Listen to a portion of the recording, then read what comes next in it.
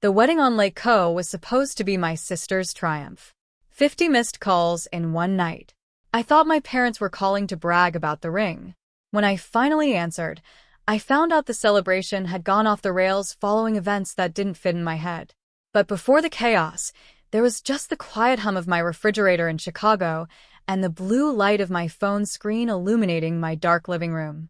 It was 10 p.m. on a Tuesday, and I was watching my family burn money they didn't have in real time. My sister Monica had been posting stories for 48 hours straight. There she was, twirling in a dress that cost more than my first car, standing on the terrace of a 17th-century villa that overlooked the dark, glassy water of Co. She looked perfect, manufactured, but perfect. Next to her was Giovanni, the wealthy Italian heir she'd met on a dating app 3 months ago. He looked less like a groom and more like a man held hostage, his smile tight and his eyes darting away from the camera.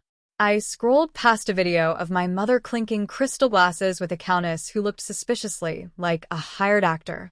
My stomach churned. I knew the math. I was a senior financial analyst. Numbers were my language. And the numbers of my parents' life had been in the red for a decade. They had refinanced their home twice. They had maxed out 4 credit cards just to fly to Italy. And yet here they were pretending to be royalty.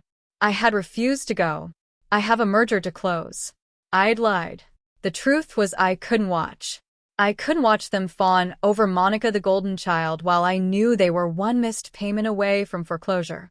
I couldn't watch them treat me like a ghost unless they needed a wire transfer. My phone buzzed. A text from Mom. Maddie, sweetie, the caterer is being difficult. His card machine is down.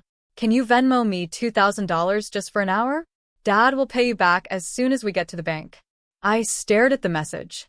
The broken card machine excuse. Classic. It was the same lie they used when they needed bail money for my brother Paul last year. It was the same lie they used when Monica accidentally bought a handbag she couldn't afford. I typed back, "No, I told you I'm not funding the circus." 3 dots danced on the screen. Then a reply from Monica. "You're just jealous because I'm happy and you're alone with your spreadsheets. Don't bother coming to the reception if you change your mind." I felt a sharp, familiar pang in my chest. The old wound of being the responsible one, the boring one, the wallet. I didn't reply. I simply engaged the Do Not Disturb mode, plugged my phone into the charger, and turned off the lamp. I told myself I was done. I had drawn a line. I was safe in Chicago, thousands of miles away from their delusions. I closed my eyes, believing that the worst thing that could happen was a maxed-out credit card and a few angry text messages in the morning. I was wrong. I woke up to a heart attack. Not a literal one, but the kind of adrenaline spike that hits you when you see the time, 3:17 a.m., and the notifications stacked on your lock screen like a wall of bricks. 50 missed calls, 12 voicemails, 84 text messages. The breakdown was terrifying. Mom, 20 calls. Dad, 15 calls. Paul, 10 calls. Even Monica had called 5 times. The texts were a garbled stream of panic. Pickup. Emergency. Police. Answer the damn phone, Madeline. My hands shook as I unlocked the screen. The silence of my apartment felt heavy, oppressive. I pressed the call back button for my father. He answered on the first ring. Madeline. He didn't sound like himself. His voice was an octave too high, cracked and breathless. In the background, I heard shouting in Italian, the squawk of a police radio, and the unmistakable sound of my mother sobbing. A deep guttural wail that made my skin crawl. Dad, what's going on? Is someone hurt? I sat up, clutching the duvet. It's a disaster, he choked out. Everything is gone. Giovanni, that bastard left. What do you mean he left? He's gone. He took the cash gifts. He took the jewelry. He took the rental car. He wasn't an heir, Madeline. He was a waiter from Naples with a record. He left Monica at the altar practically. Okay, I said, my analyst brain trying to find order in the chaos. That's terrible, but why are the police there? Did you file a report? No, they're not here for him. Dad stammered. They're here for us. What? Paul and your mother. They didn't take the news. Well, there was damage to find damage. Dad, the villa, he whispered. They started throwing things, expensive things, a statue, some paintings. The owners called the carabinieri. They've arrested Paul. They have Monica in a room. They took our passports, MADELINE. They won't let us leave the country.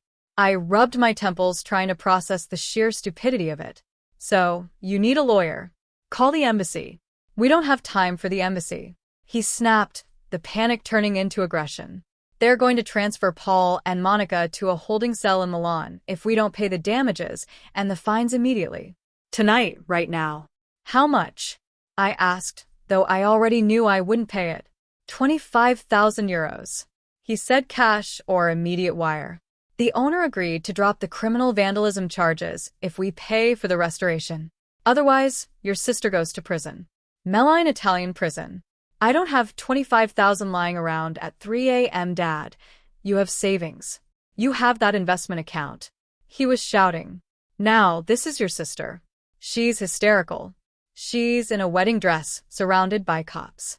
You have to help us. We are your family.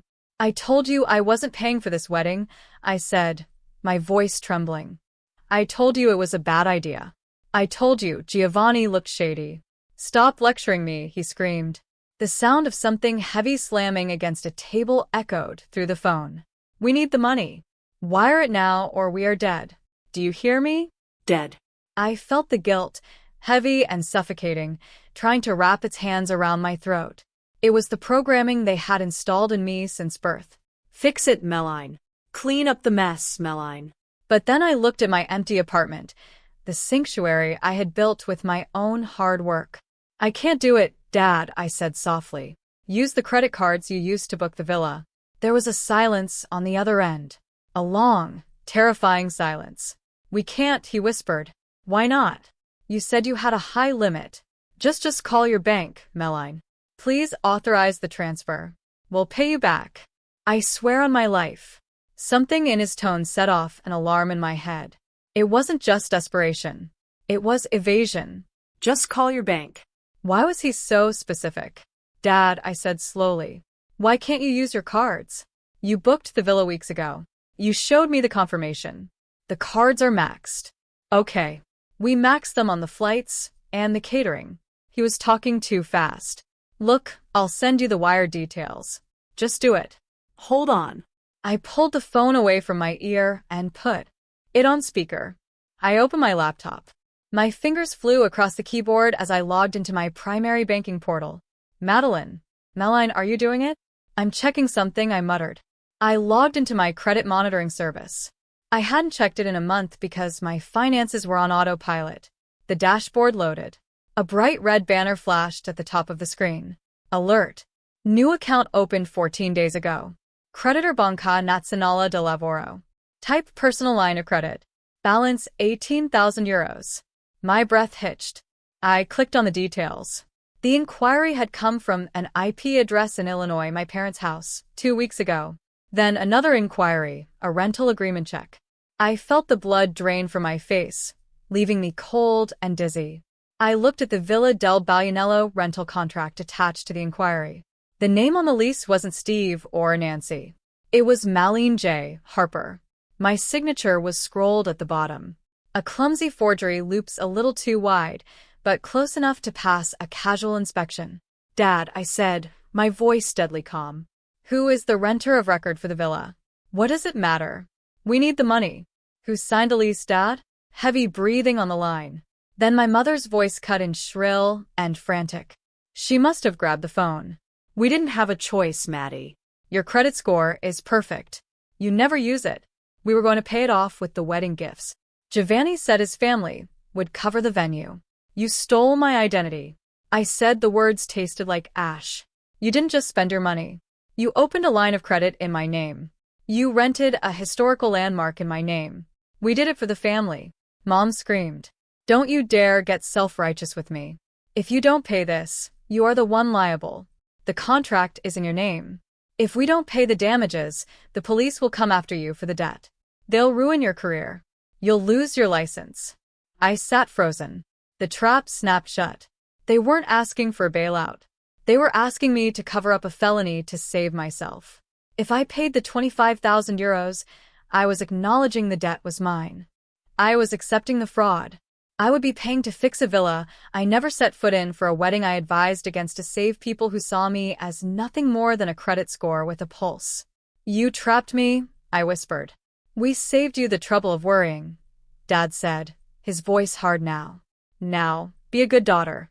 Wire the money. Save your sister. Save yourself. If we go down, you go down with us. The lease says Madeline Harper. The police have that paper. I looked at the glowing screen of my laptop. I looked at the red alert banner. I looked at the forgery of my own name. For 30 years, I had been the safety net. I had caught them when they fell, dusted them off, and paid the bill. I thought that was love. I realized in the cold light of 3:30 a.m. that it wasn't love. It was a hostage situation. They thought they had checkmated me. They thought my fear of ruining my credit, my fear of scandal, my fear of losing my CPA license would force me to open my wallet one last time. They were banking on my shame. But they forgot one thing. I was an analyst. I knew how to mitigate risk. And the biggest risk to my future wasn't the Italian police. It was the people on the other end of the phone. Put the officer on the phone, I said. What? Dad asked, confused. You want to talk to the police? You don't speak Italian. Put him on now, or I hang up and you get nothing. There was a scuffle. A moment later, a deep, weary voice said, Pronto, this is Capitano Rossi. Captain Rossi, I said, my voice steady, stripped of all emotion. My name is Madeline Harper. I am currently in Chicago, Illinois, United States. I am recording this call. Signora, your family says you are wiring the funds for the damages to the villa. No, Captain, I am not. I took a breath, inhaling the freedom that was about to come. I am reporting a crime. The people in your custody have stolen my identity. I did not sign that lease. I did not authorize that credit line. I have been in Chicago for the last 6 months. My passport will verify this. Madeline. I heard my mother shriek in the background. It was a sound of pure terror. What are you doing? Shut up. Give me the phone. Captain, I continued, ignoring the screaming. I am contacting the U.S. consulate and my bank's fraud department immediately to flag these transactions as criminal activity. The people in your custody are responsible for the vandalism. Arrest them. Do whatever you have to do. Madeline, please, Dad was begging now, sobbing brokenly. They'll put us in prison. They'll deport us. You can't do this to your own blood. I don't have a family, I said into the receiver. I have a fraud case. Understood, Signora, the captain said. His tone had shifted from annoyance to professional alertness. We will proceed with the charges against the individuals present. Thank you. I hung up. I didn't give myself a moment to cry. I dialed the 24-hour fraud hotline for my bank. I spent the next hour calmly explaining the situation, uploading copies of my passport stamps proving I was in the U.S. and flagging the unauthorized accounts. I locked my credit at all 3 bureaus. By the time I finished, the sun was beginning to bleed gray light through my blinds. My phone was still vibrating every few seconds. Texts from my cousins, my aunts, my brother. How could you? You monster. Mom is fainting. They are putting handcuffs on Monica. I didn't read them. I selected select all in my contacts list.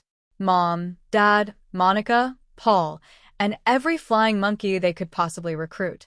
I pressed block. The silence that followed was absolute. It was the most expensive silence I had ever bought, costing me a family I never really had. I walked to the window and watched the city wake up. Somewhere in Italy, my sister was likely sitting on a metal bench in a ruined wedding dress, facing the consequences of her life for the first time. I went to the kitchen and made coffee. I drank it black, standing alone in my quiet, paid-for apartment. It tasted bitter, hot, and, incredibly,